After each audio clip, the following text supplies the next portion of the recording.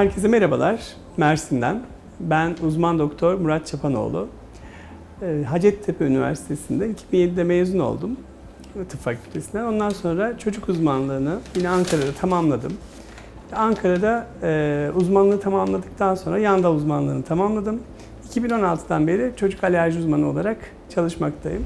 Evet, çocuk hastalıkları çok geniş biliyorsunuz. Yani burada bir bölüme doğru uzmanlaşmak gerçekten sıkıntılı hastalara daha iyi hizmet vermek adına, bilimi yakından takip etmek adına daha önemli oluyor. Alerji dediğiniz zaman aslında normal zamanlarda size herhangi bir tepki vermeyen bir besin olabilir, ilaç olabilir ya da havada bulunan maddeler dediğimiz işte polenler, ev tozları gibi gruplar bir gün geliyor, vücut bunu yabancı olarak tanıyor ve tepki vermeye başlıyor. Biz bunlarla ilgileniyoruz. Hem mikro düzeyde de tabii ki ilgileniliyor ama bizim derdimiz alerji uzmanları olarak bu insanlara, bu hastalarımıza daha konforlu bir hayat sağlamak, gelecekteki riskleri azaltmak. Alerji uzmanı olarak bunları planlıyoruz. Alerji deyince gerçekten bebeklik döneminden erişkin döneme kadar her dönemde görülebiliyor alerji. Bebeklik döneminde kanlı dışkılamadan, hafif bir vücuttaki kızarıklıktan, kusmadan bunlarla başlayabileceği gibi hayatı tehdit eden dediğimiz ağır alerji tablolarımız vardır. Anafilaksi olarak tabir ederiz onları. Anafilakside gerçekten kalbin durmasına kadar, solunumun durmasına kadar çok ciddi reaksiyonlar gösterebiliyor. Özellikle böcek ısırıkları, ilaç alerjileri, besinlerin bazıları çok ciddi reaksiyonla gelebilirler. Bunlara acil müdahale edilmesi gerekiyor ki o reaksiyonu hızlıca durdurasınız.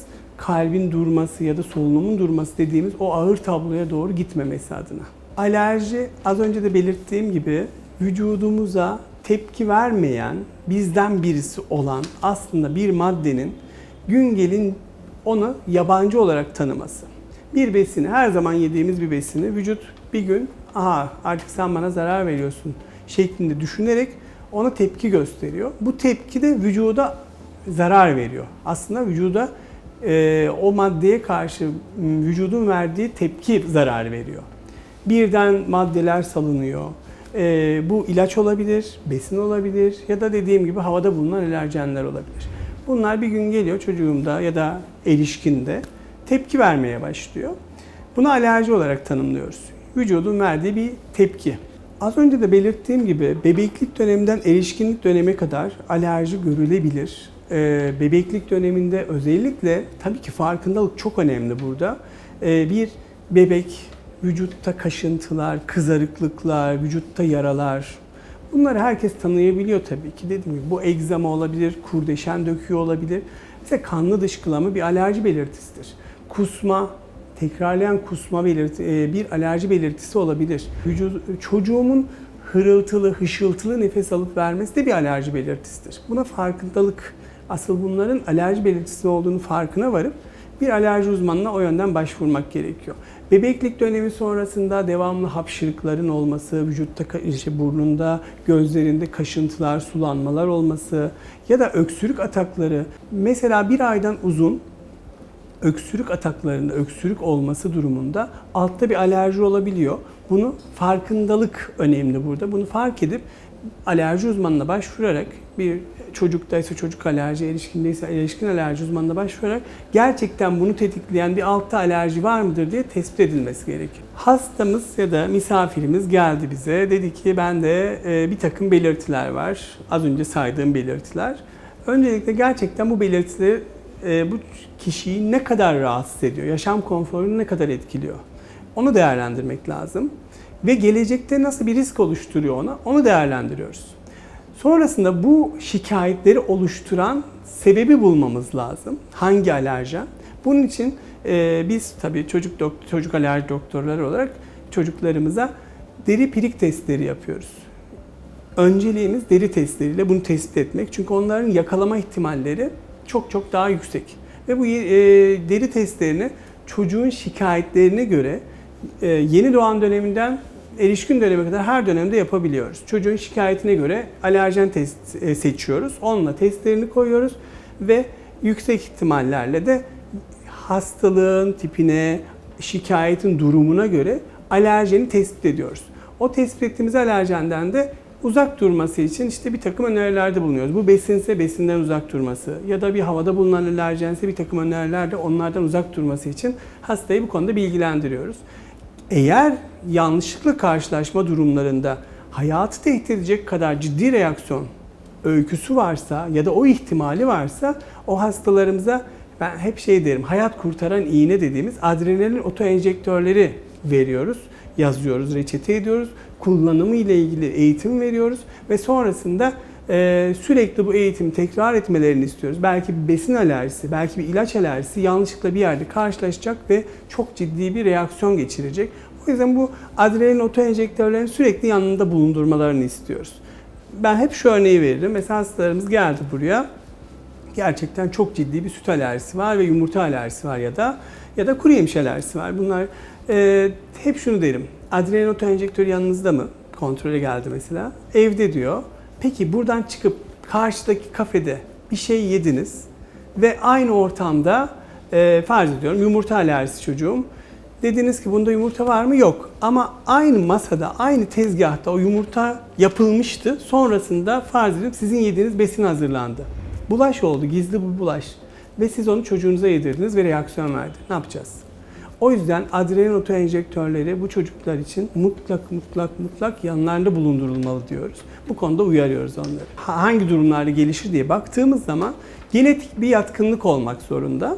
Genetik bir yatkınlığın üzerine çevresel etkiler diye geçer. Başlangıcı. Yani ne zaman başlayacağını öngöremezsiniz. Ani bir reaksiyondur. Hangi gruplar risklidir? Eğer ailede gerçekten yüklü bir alerji öyküsü varsa, anne babada belirgin bir alerji varsa çocukta olma ihtimali bir ebeveynde varsa yaklaşık %30 iken iki ebeveynde varsa bu %50-60'lara kadar çıkıyor. Yani bunu göz önünde bulundurmak lazım. Kardeşinde ciddi alerji öyküsü olanları bunlar riskli gruplardır. Biraz daha yakın gözlem. Bunlar yeni bir besinle karşılaşırken daha ailelerin alert olması gerekiyor. Tabii ki her zaman yediği bir şeyle, her zaman kullandığı bir ilaçla da bir gün alerji gelişebilir. Bunu da öngöremezsiniz.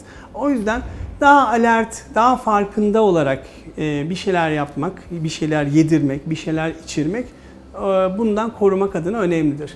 Alerji testleri yapıyoruz. Öncelik olarak deri pirik testleri. Deri testlerinin yakalama ihtimali yüksek olduğu için biz alerji doktorlara öncelikle deri testlerini tercih ederiz.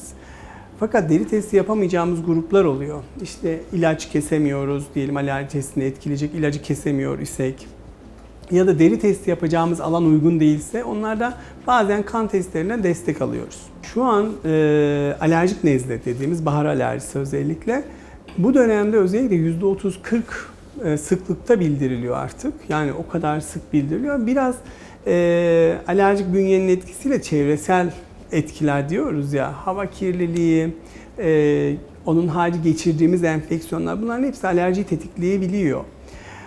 Alerjik nezle nedir? Gerçekten devamlı bir hapşırık hali, özellikle sabah hapşırıkları, burun sürekli tıkalı, hayat konforu kötü, sürekli burun kaşıntıları, göz kaşıntıları, gözde sulanmalar. Bu bahar döneminde ise daha çok polenle ilişkili olabiliyor ama yıl boyu da olabiliyor. Biz bunlara perineal alerjik nezle deriz. Yani yıl boyu devam eden ve bunların altında bir ev tozu, küf, hayvan ipteli alerjileri olabiliyor. Bahar döneminde şikayeti olanlarda ise daha çok polenler ön planda olabiliyor. Onun için de tekrar deri testleri yaparak bunların hangisine rahatsız olduğunu tespit edip hangi alerjen kişiyi rahatsız ediyor onu tespit ettikten sonra bu hastalara hem şikayet giderici tedaviler planlayabiliyoruz hem de kökten tedaviler dediğimiz aşı tedavileri planlayabiliyoruz. Aşı tedavileri hem şikayetten kurtulmayı sağlayabiliyor. İmmünoterapi aşı tedavisi dediğimiz immünoterapi tedavilerimiz hem de gelecekteki riskleri azaltıyor. Çünkü alerjik nezleli her iki kişiden bir tanesi daha sonra astım tanısı alabiliyor. Tek hava yolu tek hastalık deriz. Yani burundan akciğere kadar tabii ki her alanı etkileyebiliyor o alerjen. Ondan dolayı bu çocuklar, bu hasta grupları astım açısından da mutlaka değerlendirilmeli. Çünkü bu bir risktir. Özellikle bahar nezlesi derseniz ya da alerjik nezle diyebilirim.